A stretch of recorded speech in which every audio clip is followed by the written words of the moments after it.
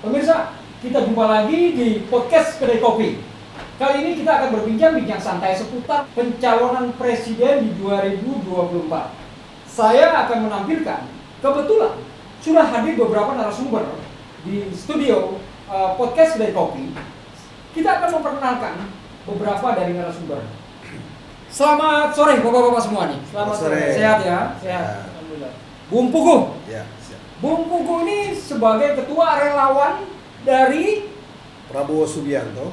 singkatannya apa? Singkatannya Prastia, Pak. Prastia. Ya. Prasetya. Ya. Juga kita akan menampilkan beberapa tokoh lagi ya. Salah satunya adalah sosok anak muda yang betul-betul sangat militan. Beliau luar biasa ya. Kita sudah menyusuri jejak ya. Beliau memang sangat luar biasa. Selamat sore, Bung. Oke, selamat sore. Bagaimana sehat? Sehat. Bung Yasir Ya. dari mewakili suara arus bawah ya. Ya. Oke, seperti itu pemirsa. Dan juga di belakang saya juga ada yang namanya orang tokoh anak muda juga. Khususnya beliau ini masyarakat Kabupaten Bogor. Bagaimana Bung kabarnya Bung? Sehat Bung? Alhamdulillah sehat. Perkenalkan diri Anda. Bung Jais. Bung Jais. Bung Jais. Jadi kali ini kita akan melakukan bincang santai seputar masalah hot isu ya. Bukan hot isu lagi, sebetulnya sudah menjadi mesin-mesin partai ini untuk pencalonan presiden di 2024 sudah mulai bekerja. Untuk lebih lengkapnya lagi, saya akan membuka perbincangan santai kita seputar pencalonan presiden di 2024 ya, yang saat ini sedang viral di berbagai ruang media sosial, di media-media publik ya, termasuk di media pemberitaan nasional seperti itu. Yang pertama kita akan meminta pandangan dari Bung Yasir selaku tokoh anak muda mewakili suara arus bawah. Bung Yasir, Ya. mengenai pencalonan presiden 2024, pencalonan presiden, pilihan Anda dulu 2019, Anda mengusung siapa sih waktu itu? Ya, yang pastinya Pak Prabowo. Relawan Prabowo. Ya, yang Luar pastinya. biasa. Pengalaman Anda? Pada saat itu saya sebetulnya hanya suara, bukan termasuk dalam tim atau penyiar. Oke. Cuman saya sangat kuat sekali Oke. untuk mendukung beliau, bahkan sampai keluarga saya pun juga saya akan ke situ untuk mendukung beliau. Mendukung karena Prabowo? saking mencintainya. Saking begitu cintanya, Ya. militan sekali Anda. Sangat. Sangat ya. Sangat. Terus, Dan berharapan saya oke, untuk 2014 itu mereka menjadi pemimpin RI1. RI1 Nah, cuma namanya persaingan itu ya beliau nggak menang kalah biasa. menang, ya itu biasa. Dalam politik biasa. Itu biasa. Terus, Setelah itu beliau karena punya jiwa semangat yang tinggi Ya. dan memang sangat peduli sekali untuk negara kita. iya, Mungkin darah beliau itu adalah darah merah putih. iya, Nah, otomatis beliau berjuang lagi ke 2019. 2019. Ya. Ah, Nah, setelah itu 2019 itu kalau dibilang menang atau kalah kita nggak bisa prediksi sebagai penyumbang suara. iya, Nah, tapi kenyataannya di situ beliau lah bukan pemenangnya. iya.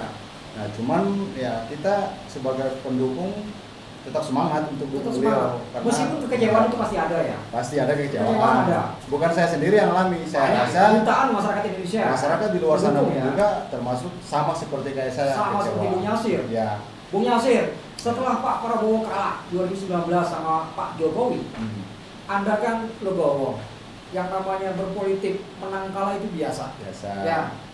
Terus setelah Pak Prabowo kalah, Presiden Jokowi menjabat untuk 2 periode, ya, untuk saat ini. Perasaan Anda seperti apa sih ketika Pak Jokowi itu mengangkat Pak Prabowo untuk jadi menterinya? Kalau saya pribadi Nah, tidak mengikut campur untuk masalah pemerintahan yang termasuk di situ. ya. Nah, cuman kalau sampai beliau dipilih sebagai Menteri Pertahanan, Nah, ya saya rasa itu hak dia ya. hak dia untuk menerima atau tidak. Ah. Nah, cuman karena beliau sudah tergolong di situ, otomatis saya pribadi Ah. merasa kok bisa tergolong di situ. Ah. Nah, cuman kesananya ya saya nggak tahu itu Tapi tujuannya. kalau saya mau tanya secara pribadi, Anda kecewa nggak kalau Pak Prabowo yang Anda usung, jagoan Anda ternyata kalah sama Pak Jokowi, terus setelah kalah, Presiden Jokowi menjabat lagi untuk yang kedua kalinya, Pak Prabowo diminta untuk jadi menteri. Secara pribadi Anda, maupun dari suara arus bawah, kecewa nggak Anda? Kecewa. Kecewa ya? Ya. Oke, seperti itu. Kita kunci dulu. Ya. Kekecewaan Anda akan terjawab. Ya, oke. Ini Bung Pugu nih, salah satu tokoh juga. Beliau memang militan. Setahu saya, kalau saya mempelajari rekam jejak Bung Pugu ini, sebetulnya dia dulu Jokowi loh, setahu saya. Beliau juga salah satu masuk di dalam organisasi partai di Golkar ya, Bung ya. Betul, betul. Seperti itu ya. Iya. Bung, 190 derajat Anda berubah dari projo dulu ya, zamannya Pak Jokowi, ada di pergerakan Pak Jokowi untuk itu. Sekarang kembali nih 2024 ke Prabowo. Iya. Apa sih istimewanya Pak Prabowo? Terima kasih Om Dayat. Oke. Makanya Terus sebentar. ya. Nanti tolong dijawab nih pertanyaan kekecewaan dia. nih. Oke, Oke saya ya. akan coba Oke, jawab. silakan. Sebetulnya Oke. kalau kita bicara mengenai rame viral hari ini. Oke. Jadi saya melihat kenapa sih saya sekarang dukung Pak Prabowo. Sebetulnya meskipun saya dulu di Golkar, hati terdalam saya sebenarnya Prabowo. Oh gitu. Tapi karena saya mau tidak mau, suka tidak suka, saya di Golkar, jadi ya begitulah. Mengikuti ya? Saya coba mengikuti. Iya. Tapi memang hari-hari ini saya tergerak. Ya. Makanya saya coba saya ciptakan mesin Prabowo Nah. yang baru namanya Prastia IB. Prastia IB. Betul. Jadi Prastia IB ini singkatannya dari Ah. Prabowo Setia Negara Indonesia Bersatu. Luar biasa. Jadi kebetulan karena bapak saya juga seorang militer, Ya. tentara, jadi saya tahu betul. Tahu betul ya. Kalau tentara ini seperti apa nih, jiwanya, Oke. korsanya, dan Korsanya, ketegasannya. Tentunya saya berharap hari ini dan saya yakin Pak Prabowo punya peluang besar. Peluang besar dan saya melihat Pak Prabowo beberapa kali saya pernah bertemu dengan beliau juga. Saya mengagumi beliau. Ya. Saya tahu betul jejak rekamnya beliau dan tahun ini saya berharap Prastia ini sebagai mesin penggerak Prabowo untuk menjadi pemenangnya seperti itu ya. Kan Bung juga tahu tentunya kan calon presiden ini bukan hanya Pak Prabowo. Betul. Ya, ada Ganjar Pranowo, ya, ada Anies Baswedan dan Pak Prabowo. Ya. Kenapa sih Anda bisa menjatuhkan pilihan sama Prabowo? Harus Anda jawab. Karena Betul. pertanyaan hal seperti ini juga publik harus tahu. Betul. Kenapa Bung sendiri yang tadinya bekas di 2019 mendukung Pak Jokowi tiba-tiba ke Prabowo? Kenapa sih nggak ke Ganjar? Kenapa sih nggak ke Anies? Kenapa harus Prabowo? Kan gitu. Kenapa harus Prabowo? Jadi begini, Om Dayat, saya melihat bahwa apapun yang terjadi, negara kita ini sebetulnya dalam keadaan yang tidak baik-baik saja. Ya.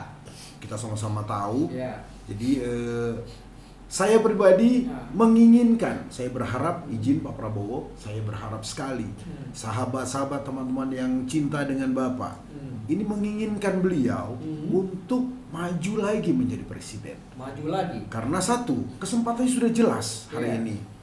Sekarang rame. Kalau kita bicara survei hari ini, kita bicara elektabilitas. Siapa sih yang dijagokan? Yang diramaikan sekarang ada tiga. Ada Pak Prabowo Subianto, jagoan saya. Yang kedua Pak Anies Baswedan. Yang ketiga Ganjar Pranowo. Tiga ini survei manapun selalu tiga ini yang unggul teratas.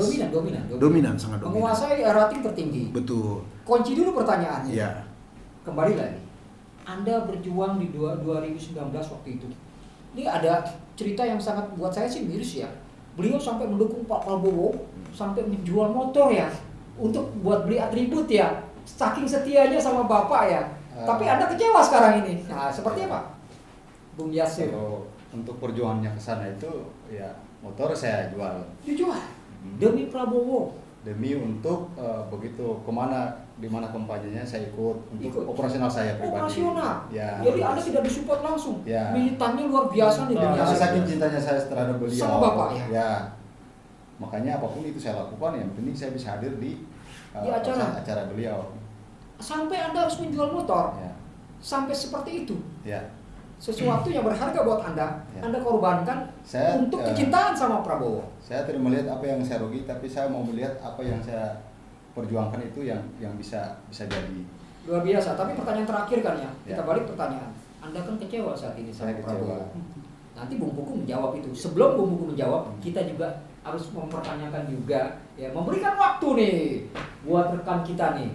Bung, pendapat Anda. Anda ini kan sebagai tokoh dari beberapa komponen Ormas, LSM, dan pemuda lah.